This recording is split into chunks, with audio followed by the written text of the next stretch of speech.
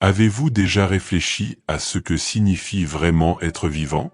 Pas seulement respirer, pas seulement se lever le matin pour affronter une nouvelle journée, mais être véritablement vivant d'esprit, de cœur et d'âme? Nous nous trompons souvent en pensant que la vie se résume à nos activités, nos rêves, nos relations, ou même nos biens matériels. Mais la parole de Dieu nous rappelle qu'être vivant en Christ est quelque chose de bien plus profond, quelque chose qu'aucun accomplissement humain ni aucun plaisir terrestre ne peuvent offrir. Être en Christ, c'est vivre une vie pleine de sens, même lorsque le chemin semble incertain. C'est trouver une joie indépendante des circonstances, car notre paix ne vient pas des choses qui changent, mais d'une personne qui ne change jamais, Jésus. C'est une vie que le monde ne peut ni donner ni reprendre. C'est une vie ressuscitée, née du Saint-Esprit qui habite en nous. Mais lorsque nous choisissons de vivre dans le péché, un événement dévastateur se produit. Le lien avec la source de vie est rompu. Même si le corps continue de fonctionner, l'esprit est mort. Avez-vous déjà ressenti cela? Comme si tout allait bien à l'extérieur, mais qu'à l'intérieur résidait un profond vide, une déconnexion que rien ne peut combler? Voilà ce que signifie être spirituellement mort. C'est pourquoi l'apôtre Paul a déclaré dans Philippiens 1h21, « Car pour moi, vivre c'est Christ, et mourir est un gain. » Pour Paul, vivre ne consistait pas à courir après des plaisirs éphémères ou des réalisations humaines. Vivre, c'était Christ. Il comprenait que même la mort n'était pas une défaite, mais une victoire, car elle le rapprochait de celui que son âme aimait. Et c'est peut-être là une vérité que beaucoup n'ont pas encore pleinement saisie. Nous pouvons aller à l'église, connaître des versets, accomplir de bonnes actions, et pourtant vivre comme si la vie tournait toujours autour de nous. Le péché n'est pas seulement une liste d'erreurs à éviter, c'est une attitude de cœur qui place notre volonté au-dessus de celle de Dieu. C'est lorsque nous choisissons le contrôle plutôt que la confiance, la rébellion plutôt que l'abandon, le confort plutôt que la sainteté. Et c'est sur ce terrain que l'ennemi se renforce, car il profite de notre confusion. Il ne craint pas ce que vous savez de lui, ni votre capacité à nommer l'armure de Dieu. Ce qui compte vraiment pour l'ennemi, c'est la direction que prend votre vie. Il observe les chemins que vous choisissez, les voies que vous choisissez d'écouter, et surtout, ce que vous faites lorsque personne ne vous regarde. Ce sont ces petits choix cachés qui façonnent votre destinée spirituelle. C'est dans ces moments de silence du cœur que se livrent les plus grandes batailles. Et voici une chose que nous ne pouvons oublier, nous sommes en guerre. Une guerre entre la lumière et les ténèbres, entre la vérité et le mensonge, entre la vie et la mort. Paul nous rappelle dans Éphésiens chapitre 6 que notre combat n'est pas contre la chair et le sang, mais contre les forces spirituelles du mal qui opèrent dans ce monde. Ce combat est réel, même si nos yeux ne le voient pas. C'est pourquoi nous devons être vigilants. Les forces des ténèbres œuvrent sans relâche, cherchant à nous éloigner de Dieu par la tentation, la distraction, la peur, le découragement et de petites concessions apparemment anodines. Et si nous ne marchons pas selon l'esprit, nous empruntons inévitablement une autre direction, car il n'y a pas de terrain neutre. Soit nous sommes dans la lumière, soit nous sommes dans les ténèbres. Et c'est pourquoi cette vidéo est si importante pour vous aujourd'hui. Parce que Dieu veut ouvrir vos yeux spirituels et vous montrer qu'il existe une voie meilleure, une voie de vraie vie en Christ. Il veut éveiller votre cœur à la réalité spirituelle qui se trouve au-delà de ce que les yeux naturels peuvent percevoir.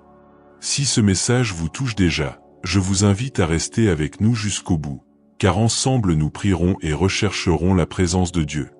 J'en profite également pour vous demander, abonnez-vous à cette chaîne, aimez cette vidéo, laissez un commentaire et partagez cette parole avec quelqu'un qui a besoin de l'entendre. Ce simple geste peut être l'instrument de Dieu pour transformer une autre vie. Avez-vous remarqué comment l'ennemi agit subtilement, sans hâte et discrètement? Il n'a pas besoin de crier votre nom ni de se présenter ouvertement, car sa principale stratégie est la tromperie. La Bible nous avertit dans 1 Jean, chapitre 4, verset 1, « Bien-aimés, n'ajoutez pas foi à tout esprit, mais éprouvez les esprits, pour savoir s'ils sont de Dieu, car plusieurs faux prophètes sont venus dans le monde. » Cela signifie que tout ce qui paraît bon, tout ce qui paraît juste, ne vient pas forcément de Dieu. L'ennemi habille les mensonges d'une manière attrayante, mêlant vérité et mensonge, et sème ainsi la confusion dans les cœurs. Nous vivons à une époque où la tromperie et l'illusion sont omniprésentes. C'est comme si les ténèbres se cachaient sous la lumière, et beaucoup, par inattention, finissent par accepter le mensonge comme s'il était vrai. C'est précisément pourquoi la prière et l'intimité avec le Saint-Esprit sont si essentielles. Sans discernement spirituel, nous devenons vulnérables à des pièges invisibles. Ce qui semble être une simple distraction peut devenir une prison. Ce qui semble être un choix anodin peut ouvrir la porte à l'ennemi pour voler notre paix, notre foi et notre communion avec Dieu. C'est le Saint-Esprit qui illumine les recoins obscurs de notre cœur, révélant les péchés cachés, les mensonges acceptés et les compromissions que nous cherchons à justifier. Il ne le fait pas pour nous faire honte, mais pour nous libérer. Là où est l'Esprit du Seigneur, là est la liberté. Lui avez-vous déjà demandé de sonder votre cœur, de mettre en lumière ce que vous-même ne voyez pas? Cette prière est puissante, car lorsque nous laissons Dieu nous révéler, il guérit aussi. La guerre spirituelle à laquelle nous sommes confrontés ne concerne pas seulement le moment présent, mais l'éternité. L'apôtre Paul nous rappelle dans Éphésiens que nous étions morts dans nos péchés, sans vie spirituelle, mais que Dieu, dans son infinie miséricorde, nous a tendu la main. Il n'a pas attendu que nous soyons purs ou parfaits. Il est entré dans notre chaos, nous a tendu la main et nous a donné la vie par sa grâce. C'est une chose que l'ennemi ne peut jamais offrir, et c'est aussi ce qu'il essaie désespérément de nous empêcher de recevoir. Et lorsque la grâce de Dieu nous atteint, quelque chose d'extraordinaire se produit, nos yeux spirituels s'ouvrent. Soudain, nous voyons les mensonges pour ce qu'ils sont vraiment. Nous reconnaissons le poison caché dans des paroles qui semblaient autrefois inoffensives. Nous commençons à identifier les chaînes cachées d'habitudes et de choix qui n'ont mené qu'à la destruction. Et dès lors, nous n'avons plus besoin de vivre esclaves de la peur, de la honte ou de la condamnation, car en Christ nous sommes libres.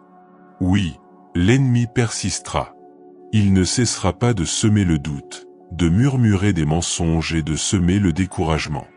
Mais la différence, c'est qu'il n'a plus le dernier mot. La croix du Christ a déjà proclamé la victoire. Nous ne sommes ni victimes, ni vaincus, ni condamnés à vivre dans les ténèbres. En Christ, nous sommes plus que vainqueurs. Et c'est là que le Saint-Esprit nous conduit souvent à une confrontation intérieure. Car vivre en Christ n'est pas seulement une étiquette religieuse, c'est un choix quotidien. C'est décider de ne pas se cacher dans l'ombre lorsqu'il nous appelle à la lumière. C'est refuser de survivre lorsqu'il nous appelle à vivre pleinement. C'est abandonner les choses mortes qui ne font qu'épuiser notre énergie et s'accrocher à la vraie vie qu'il offre. Ressentez-vous le poids de cette vérité? La vie en Christ ne concerne pas seulement l'avenir dans l'éternité, mais aussi le présent. C'est se réveiller chaque matin avec la certitude de ne pas marcher seul. C'est traverser les déserts avec la paix du cœur, car en soi se trouve une source intarissable. C'est savoir que même face au combat, la victoire est déjà assurée, car elle a été remportée sur la croix. Et peut-être qu'en écoutant ce message, quelque chose en vous s'éveille. Peut-être réalisez-vous qu'il y a des domaines dans votre vie où vous essayez encore de survivre par vous-même, alors que Jésus vous offre déjà une vie abondante. Il est peut-être temps de laisser tomber les masques, de cesser de justifier vos péchés et de lui abandonner véritablement le contrôle. Voici l'invitation que Dieu vous adresse aujourd'hui. Vivre et non pas simplement exister. Être libre et non pas simplement endurer des chaînes invisibles. Marcher dans la lumière et non se perdre dans les ténèbres. Il est temps de choisir, car il n'y a pas de juste milieu dans la vie spirituelle. Si vous êtes arrivé jusqu'ici, votre cœur brûle peut-être du désir de la vraie vie que seul Jésus peut offrir. Peut-être, en même temps, réalisez-vous que vous vivez un combat intérieur entre la lumière et les ténèbres, entre la vérité et le mensonge, entre la vie spirituelle et la mort spirituelle. C'est la réalité à laquelle nous sommes tous confrontés, nous ne luttons pas contre des personnes, des circonstances ou des problèmes visibles. Notre combat est spirituel. C'est pourquoi nous devons revêtir l'armure de Dieu chaque jour. Nos ennemis ne sont pas de chair et de sang, mais des forces spirituelles qui tentent de nous distraire, de nous embrouiller et de nous piéger dans des péchés déguisés en normalité. L'ennemi veut vous faire croire qu'il est normal de vivre fatigué, anxieux, désespéré et loin de la présence de Dieu. Mais aujourd'hui, au nom de Jésus, ce mensonge doit être brisé. La Bible dit dans 2 Corinthiens chapitre 10 que les armes que Dieu nous a données ne sont pas charnelles, mais puissantes en Christ pour renverser les forteresses. Vous avez une épée à la main, la parole de Dieu. Vous avez un bouclier, la foi qui éteint tous les traits enflammés du malin. Vous avez un nom puissant à vos côtés, le nom de Jésus, devant lequel tout genou fléchit. Vous n'êtes pas désarmé, vous n'êtes pas seul, vous n'êtes pas condamné à la défaite.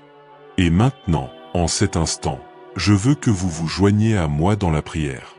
Fermez les yeux si vous le pouvez, ouvrez votre cœur et abandonnez-vous entièrement au Seigneur. Père aimant, au nom de Jésus, nous venons en ta présence, conscients que le véritable combat n'est pas contre les gens, mais contre les forces spirituelles qui cherchent à voler notre foi et à nous éloigner de ta lumière. Seigneur, ouvre nos yeux pour voir au-delà du visible. Montre-nous les pièges cachés, révèle les péchés que nous cherchons à justifier, expose les mensonges que nous acceptons. Non pas pour nous couvrir de honte, mais pour nous libérer. Car là où est ton esprit, là est la liberté. Saint-Esprit, prends le contrôle de nos vies. Remplis chaque cœur de discernement, afin que nous puissions distinguer ta voix de celle de l'ennemi, reconnaître la vérité au milieu du mensonge et choisir la vie plutôt que la mort. Renouvelle notre force aujourd'hui, Seigneur. Puissions-nous nous relever de la prière avec la certitude d'être déjà plus que vainqueurs en Jésus-Christ. Qu'aucune flèche du diable ne pénètre nos cœurs, car ton sang nous couvre et ta croix nous a déjà assuré la victoire. Seigneur, que chaque personne qui prie avec moi fasse l'expérience de ta paix qui surpasse toute intelligence. Que le découragement se transforme en courage, que la tristesse se change en joie, que les chaînes soient brisées et que ta lumière rayonne dans chaque recoin de notre âme. Prends nos cœurs, nos esprits, nos chemins et fais de nous des témoins vivants de ta grâce. Jésus, nous déclarons, pour nous, la vie est le Christ. Que tout en nous reflète ta gloire, que chaque pas soit guidé par ta vérité et que chaque pensée soit captive de ta volonté. Nous remettons nos vies entre tes mains et déclarons que c'est seulement en toi que nous trouvons la vraie vie. Si cette prière vous a touché, dites « Amen » dans les commentaires, comme un acte de foi. Et si vous souhaitez continuer à grandir dans la présence de Dieu, abonnez-vous à cette chaîne, aimez cette vidéo, partagez-la avec quelqu'un qui a besoin de cette parole et laissez votre requête de prière ci-dessous. Nous prierons pour vous. Souvenez-vous, vous n'êtes pas une victime, vous n'êtes pas vaincu, vous n'êtes pas esclave de la peur. En Christ, vous êtes libre, vous êtes aimé, vous êtes plus que vainqueur. Marchez aujourd'hui avec cette certitude. Vivez aujourd'hui avec cette confiance. Et n'oubliez jamais, pour nous, la vie, c'est le Christ.